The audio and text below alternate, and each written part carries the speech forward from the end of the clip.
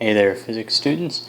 I know up until this point you've probably been thinking, hey, this forces stuff, Newton's second law stuff, this is great, but when are the problems going to get hard?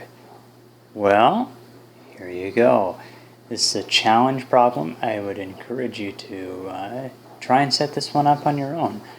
Maybe check back in with the video periodically, see if you're on the right track, but see what you can do with this problem on your own before you watch the whole video.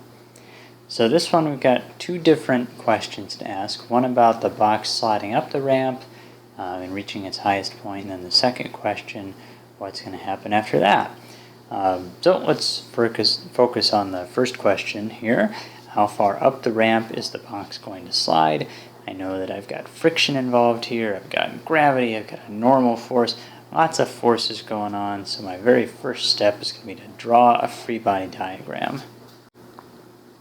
So this is the situation we're looking at. Even though you typically won't be asked to sketch the situation on an AP exam, if they don't give you a picture, I think it's worth taking that time to draw it out quick, just to make sure that you get directions for forces correct here. So on my free body diagram, I'm going to have gravity acting straight down, and that'll be true the whole time here, force of gravity. I'll have a normal force that's perpendicular to the ramp, so that's up like this. And then I'm going to have a frictional force that's opposite the direction of motion. Here our direction of motion is up the ramp, so frictional force will be acting down the ramp.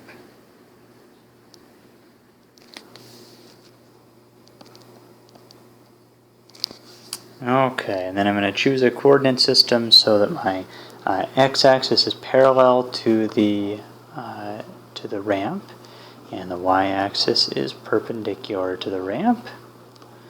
Make that x, and this one a y.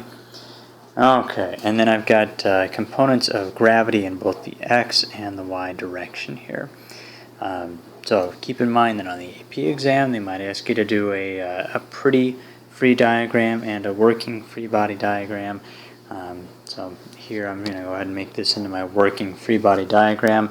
Find out the x and y components for the force of gravity. So I'll sketch those in here.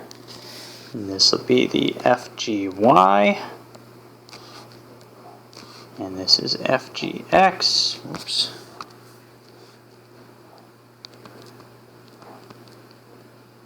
Okay, and then this angle here is going to be the same as the angle of the incline. For that, keep in mind that originally, before we rotated our axes, the gravity force would have been straight down in the y direction. I rotated my axes by 25 degrees to match the incline, so now we've got our gravity is 25 degrees off of the y-axis where it started.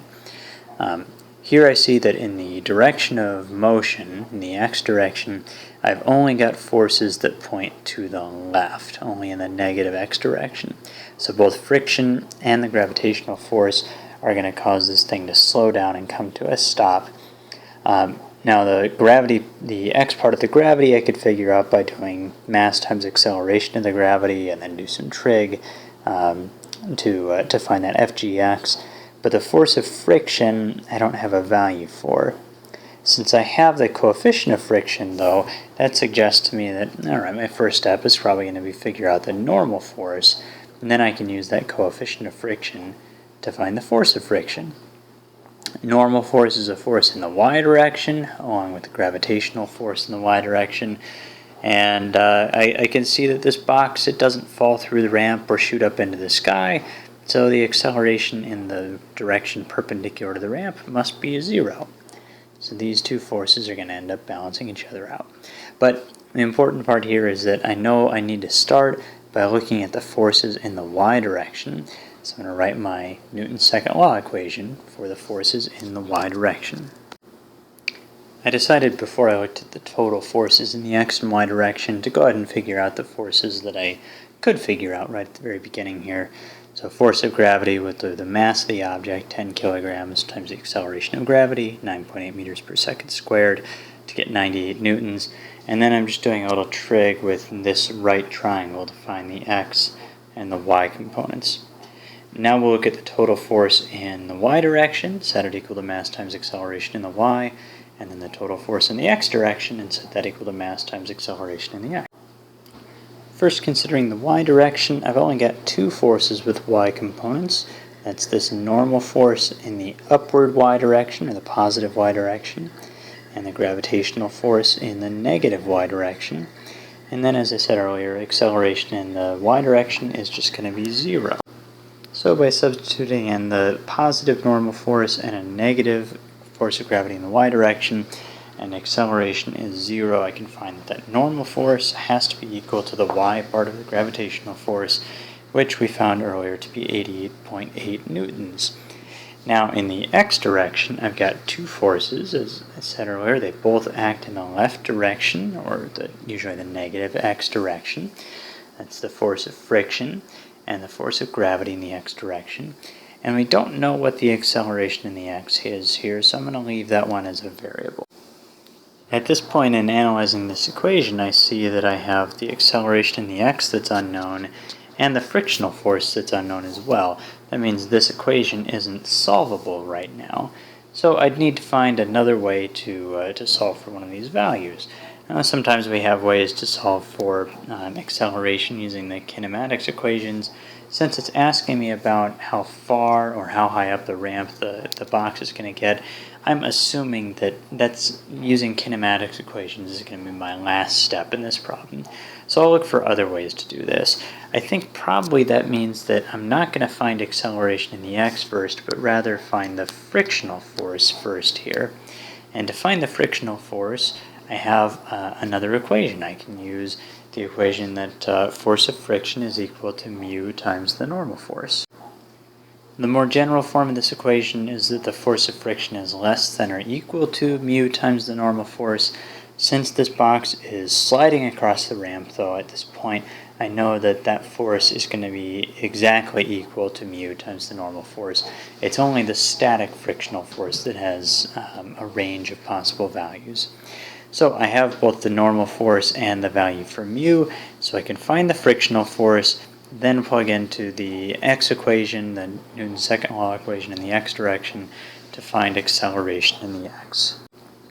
Solving for frictional force, I find a frictional force of 10.7 newtons, and then taking that value and plugging it in right here, I can get the acceleration in the x direction for this box is going to be equal to negative 5.18 meters per second squared.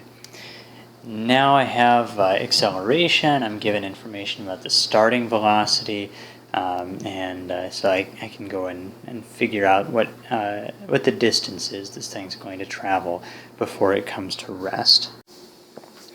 At this point, we've just got a kinematics problem where we know, or at least we'll say that it starts at a position of 0. We'll call that 0. We're looking for where it ends. We have an initial velocity given at 12 meters per second. When it comes to a stop, the final velocity is going to be 0, and the acceleration in the x direction is that negative 5.18 meters per second squared we just solved for. The kinematics equation that best suits this situation is the Vx squared equals V naught x squared plus 2a times x minus x naught equation. So I'll plug in 0 is equal to 12 meters per second squared plus 2 times negative 5.18 meters per second squared times x minus 0. Okay, so then I'll have 0 for this side, and then 144 meters squared per second squared, minus the 2 times 5.18 is 10.36 meters per second squared times x. I'll subtract the 144 to the other side, so negative 144 meters squared per second squared is equal to negative 10.36 meters per second squared times x, and then I'll divide both sides by that 10.36. 144 divided by 10.36 gets me 13.9 meters. That's my value for x. So it slides up that ramp 13.9 meters. It's a heck of a slide, but it was moving really fast to begin with too, so that makes some sense here. Next, we're going to take a look at the second part of this question. Describe the motion of the box after it reaches its highest point on the ramp. Now this may seem like a really obvious question, but actually there are a couple possibilities that we have to consider.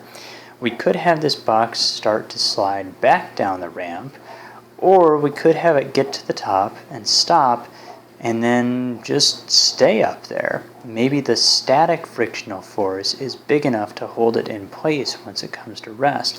Remember, our static coefficient of friction is always bigger than that kinetic coefficient of friction, so that's a factor here. The other factor is that friction will actually switch directions once we get to the highest point. So without any friction, we know that box is going to start sliding back down.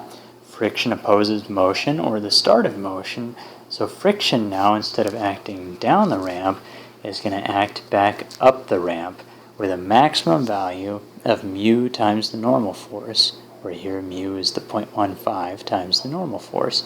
So if that value is bigger than this gravity force trying to pull it back down, then we don't have our box sliding down the ramp at all.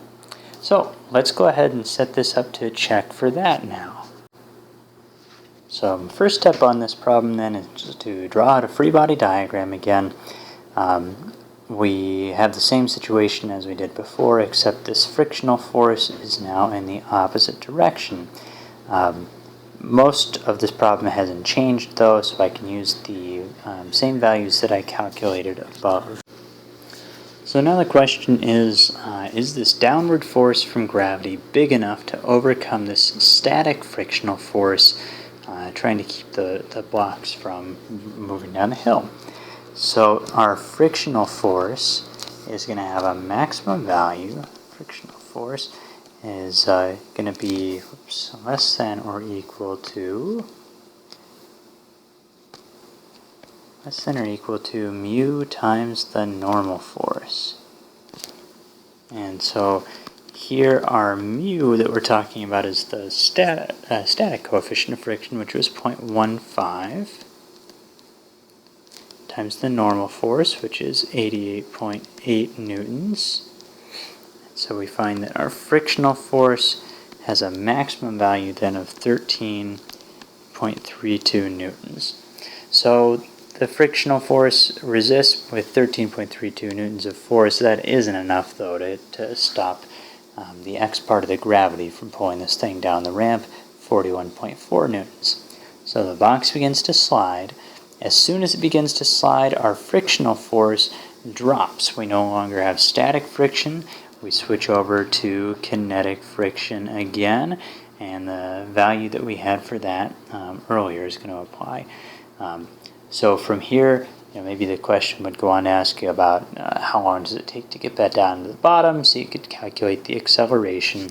You just need to adjust this frictional force to represent kinetic friction instead of static friction. But this one, it will slide back down. That is always a good check to do on these problems, though. You never know when they might throw a curveball at you like this, where you spend all your time doing these calculations of how fast it's accelerating down the ramp, but really the answer was that it doesn't accelerate down the ramp at all. Always a good thing to check. Save yourself some time. Hey, if you liked this video, if you learned something from it, please hit the like button. If you think you could learn something more from future videos, go ahead and hit the subscribe button. If you have questions or comments, please leave those in the comments section below. Thanks so much for watching. We'll talk to you later.